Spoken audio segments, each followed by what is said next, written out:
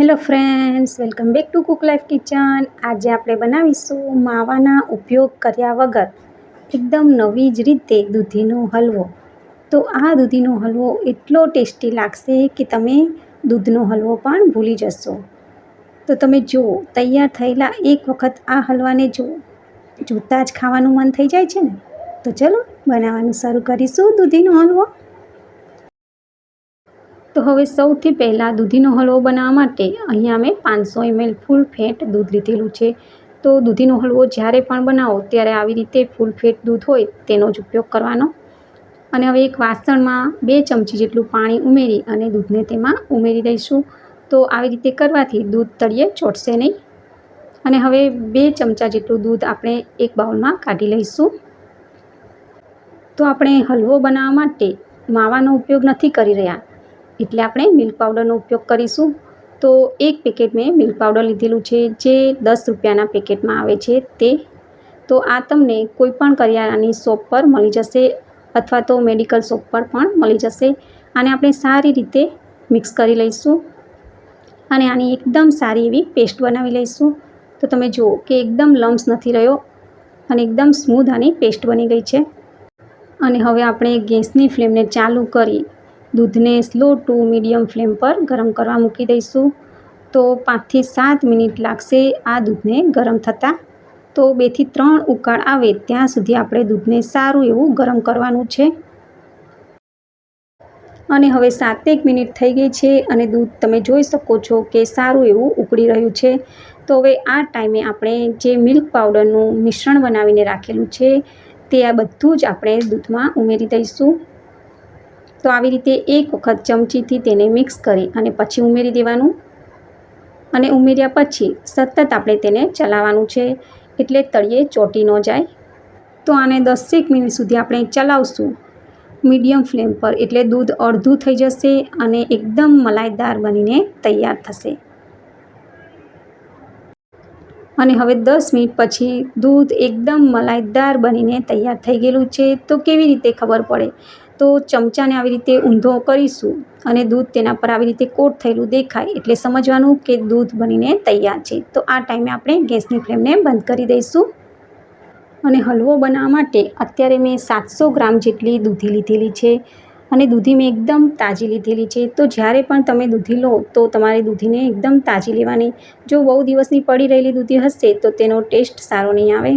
તો દૂધીને કેવી રીતે પસંદ કરશો? તો આવી રીતે નખ મારીએ અને આવી રીતે નિશાન પડી જાય તેવી દૂધી પસંદ કરવાની. તે એકદમ પતલી છાલવાળી હોય અને જ્યારે એનો હલવો બનાવીએ તો બહુ સરસ બને. અને હવે આપણે આવી રીતે આગળનો અને પાછળનો થોડો ભાગ કાપી અને આની છાલ ઉતારી લઈશું. તો જ્યારે પણ હલવો બનાવો ત્યારે થોડો એવો ટુકડો દૂધીનો ચાખી પછી તમારે હલવો બનાવવાનો. તો દૂધી કડવી હોય તો ખબર પડી જાય પહેલેથી, અને હલવો આપણો ખરાબ ન થઈ જાય, એકદમ સરસ બનીને તૈયાર થાય. અને હવે બંને દૂધીની છાલ આપણે કાઢી લીધેલી છે. તો હવે આપણે આને છીણી લઈશું. તો લાંબી છે એટલે આપણને છીણતા ન ફાવે, એટલે આપણે તેને 4 ભાગમાં ડિવાઈડ કરી લઈશું. અને હવે આપણે ખમણી વડે દૂધીને સારી એવી રીતે છીણી લઈશું. તો દૂધીને આપણે આવી રીતે આડી છીણવાની છે, એટલે તેમાંથી જે બીજનો વચ્ચેનો જે ભાગ હોય તે આપણે ઉપયોગમાં નથી લેવાનો અત્યારે, કારણ કે બિયાનો જો ભાગ આવશે હલવામાં તો હલવો વધારે ટેસ્ટી નહીં લાગે. એટલે આપણે વચ્ચેનો જે સફેદ ભાગ હોય તે નથી લેવાનો. તો આ રીતનો જે સફેદ ભાગ હોય તેનો આપણે ઉપયોગ અત્યારે નથી કરવાનો હલવામાં. તેનો ઉપયોગ આપણે શાક બનાવવામાં કરી લઈશું. તો હવે આ જ રીતે આપણે બધી દૂધીને છીણી લઈશું. અને હવે હલવો બનાવવા માટે દૂધીનું છીણ તૈયાર છે. તો હવે ગેસની ફ્લેમ ચાલુ કરી અને જાડા તળિયાવાળું વાસણ ગેસ પર મૂકીશું અને ગેસની ફ્લેમ એકદમ મીડિયમ રાખીશું અત્યારે. અને તેમાં 1 ચમચી જેટલું ઘી ઉમેરી દઈશું. અને હવે આપણે જે દૂધીનું છીણ કરીને રાખ્યું છે તે બધું જ આપણે આમાં ઉમેરી દઈશું. અને દૂધીને સારી રીતે ઘીમાં શેકી લઈશું. તો આને 5 મિનિટ સુધી આપણે આવી રીતે ચડવા દેવાનું છે, એટલે દૂધીમાં જે પણ પાણી હોય તે બધું જ બળી જાય. તો તમે જુઓ 5 મિનિટ પછી દૂધીમાંથી બધું જ પાણી બળી ગયેલું છે. તો હવે આ ટાઈમે આપણે જે મલાઈદાર દૂધ બનાવીને રાખ્યું છે તે બધું જ આમાં ઉમેરી દઈશું અને એક વખત સારી રીતે મિક્સ કરી લઈશું. પછી આમાં આપણે ચમચો ફેરવીશું નહીં. આને સ્લો ફ્લેમ ઉપર 10 મિનિટ સુધી એમ જ થવા દઈશું. એટલે દૂધમાંથી એકદમ દાણેદાર હલવો બનીને તૈયાર થશે. અને હવે 10 મિનિટ થઈ ગઈ છે તો તમે જુઓ કે વધારે દૂધ આમાં હતું પણ અત્યારે તે એકદમ ઓછું થઈ ગયું અને દૂધનો એકદમ દાણેદાર હલવા જેવું બનીને તૈયાર થઈ ગયું. તો તમે જુઓ કે હું આવી રીતે દૂધના જે આપણે દાણા બની ગયા છે. તો હજી આમાં થોડું એવું દૂધ છે તો હજી આપણે આને 2 થી 3 મિનિટ સુધી મીડિયમ ફ્લેમ પર થવા દઈશું.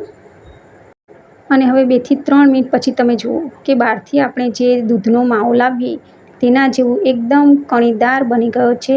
તો હવે આ ટાઈમે આપણે 1 કપ જેટલી ખાંડ ઉમેરી દઈશું અને ખાંડને આપણે સારી રીતે મિક્સ કરી અને ખાંડનું પાણી બળી જાય ત્યાં સુધી આપણે આને સતત ચલાવી અને હલવાને બનાવી લઈશું. અને હવે તમે જુઓ કે દૂધીનો હલવો બનીને તૈયાર થઈ ગયેલો છે. તો આ ટાઈમે આપણે તેમાં ચપટી જેટલો ફૂડ કલર, તો મેં ગ્રીન કલર લીધેલો છે તે ઉમેરી દઈશું. તમારે ન ઉમેરવો હોય તો સ્કીપ પણ કરી શકો છો, પણ અત્યારે મારી પાસે છે એટલે મેં ઉમેર્યો છે. અને સારી રીતે તેને મિક્સ કરી લઈશું.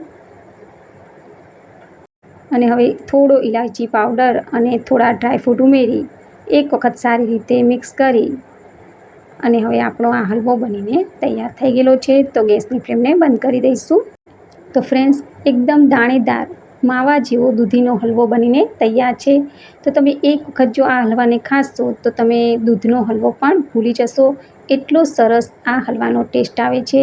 અને રેસીપી સારી લાગી હોય તો વિડીયોને લાઇક કરજો, શેર કરજો અને મારા ચેનલને સબસ્ક્રાઈબ કરજો. Thank you for watching. ફરી મળીશું નવી રેસીપી, નવા વિડીયો સાથે. ત્યાં સુધી બાય બાય.